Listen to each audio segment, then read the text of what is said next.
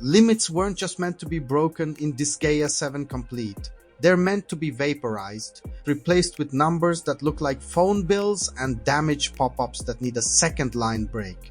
The question isn't whether this complete package is ridiculous, it's whether it's the right kind of ridiculous for you. If you missed the 2023 launch of Vows of the Virtueless, this is the best way to play, full stop. If you already cleared Hinomoto once, the value calculus gets thornier, because most of the shiny new toys live behind the credit roll with a giant welcome back sicko sign baseline first. You're in demon feudal Japan, Hinomoto, where Fuji, an empathy-allergic mercenary, and Perilika, a bubbly corporate otaku with more cash than sense, decide Bushido isn't dead, just hella memed and set off to collect founding weapons and trash a tyrant shogunate. It's fast, loud, and shameless in the Disgaea way. Every line is shouted, every special is a fireworks show, and the combat sandbox invites you to snap the difficulty curve in half and then feed it to a prinny. Under the noise is a fantastically flexible SRPG core, throw chains, geo-panel shenanigans, class mastery, rabbit holes, item world degeneracy, and you get out what you put in, design that lets you roleplay either a respectable tactician or a spreadsheet goblin feeding a level up grinder. The series hasn't forgotten how to hook you. Complete loads the truck with the expected goodies. All prior DLC episodes and characters are here from the jump. The post-game adds a mini-campaign called Nethertime Support Force, where the D7 crew cross paths with legacy Disgaea faces, and clearing it nets you Asagi as a playable unit because of course it does. The Dark Assembly picks up sly new builds, one that lets any unit equip Infernal Treasures and enter Hell mode, which used to be maincast only, and one that straight up removes stat caps. Not raises, removes. That's how you end up staring down Rakshasa Baal, the new ultra superboss, with a team stat line that reads like a decimal error and still getting posted. If you're the kind of player who treats cap as a challenge instead of a rule, this is delicious. Here's the rub, almost all of those additions are post-game gates. The 20-30 hour campaign plays very similarly to the 2023 release. The DLC casts spice up the toy box early and the package bundles everything neatly. But if you're double dipping to see something dramatically different before credits, you'll be waiting. Some outlets also call out there's no official save transfer path from the original to this Switch 2 release. Others report a prompt to import. That's a critical buyer detail, because if you can't carry your file, you're reclimbing the mountain to reach the new ridgelines. Treat that as uncertain and plan for a fresh start unless the storefront or publisher messaging in your region is explicit. On Switch 2, performance is smooth. It looks and feels as clean as it should in docked and handheld. It's not a bespoke remaster with wow factor platform features though. There's no special cursor mouse integration to tame those fiddly vertical maps, and the one evergreen Disgaea weak spot remains. Tutorials that read like a softcover novel. If you already speak Disgaea, you'll skim. If you don't, brace for text walls that chop sentences across screens and explain brilliance in the least exciting possible way. The combat does blossom after a few hours when systems start clicking, but newcomers are asked to push through a lot of reading before the series' magic trick. Turning numbers into comedy hits full stride. Let's triangulate the big opinion divide.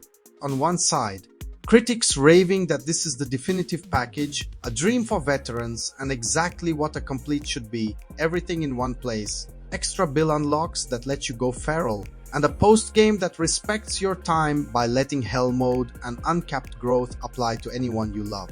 On the other, folks pointing out that locking headline additions behind credits makes the early hours feel like déjà vu, that the new story episode is fun but slight, and that the final boss is explicitly for people who think hundreds of hours is a normal way to interact with software. Both reads are correct depending on your appetite.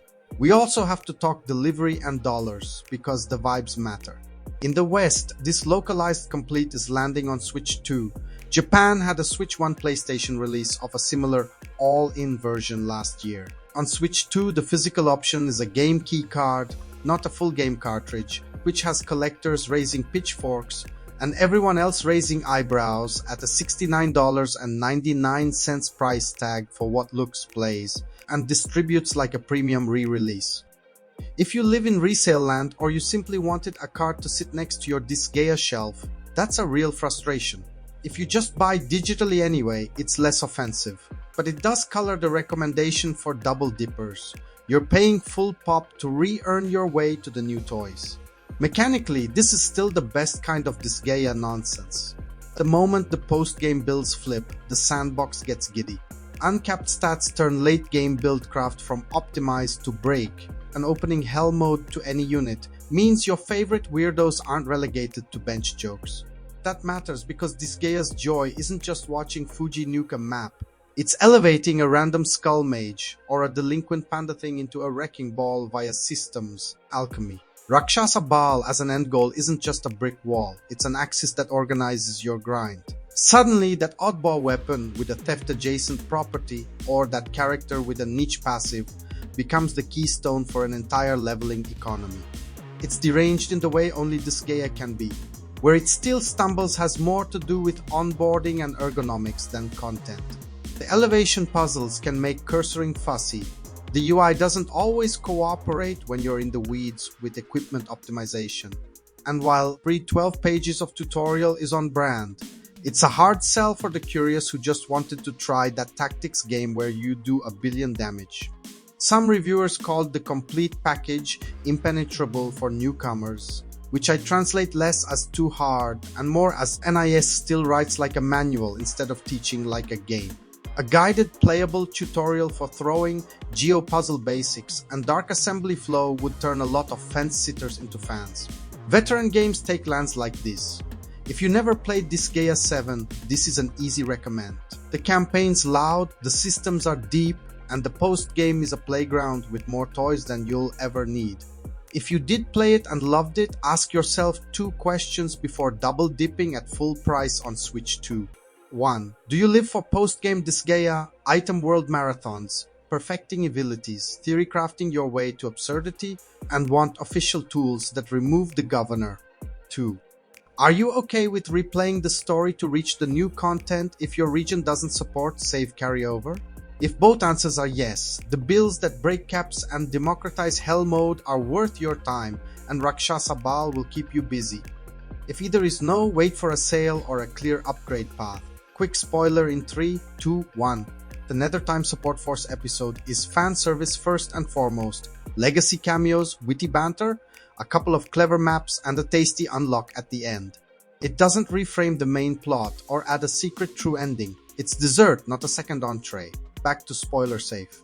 If this kind of no BS deep dive is your thing, hitch a ride with Veteran Game and hit subscribe. We'll revisit if an update adds Switch 2 specific control tweaks or clarifies save import across regions. If you're nodding or fuming about key cards, toss a like so the take survives the algorithm. I'll leave you with a good debate seed. In a series built on post-game excess, is it fair for a complete to stash most of its new tricks after credits, or should definitive editions bend toward fresh campaign content so both newcomers and veterans feel the upgrade in Hour 1?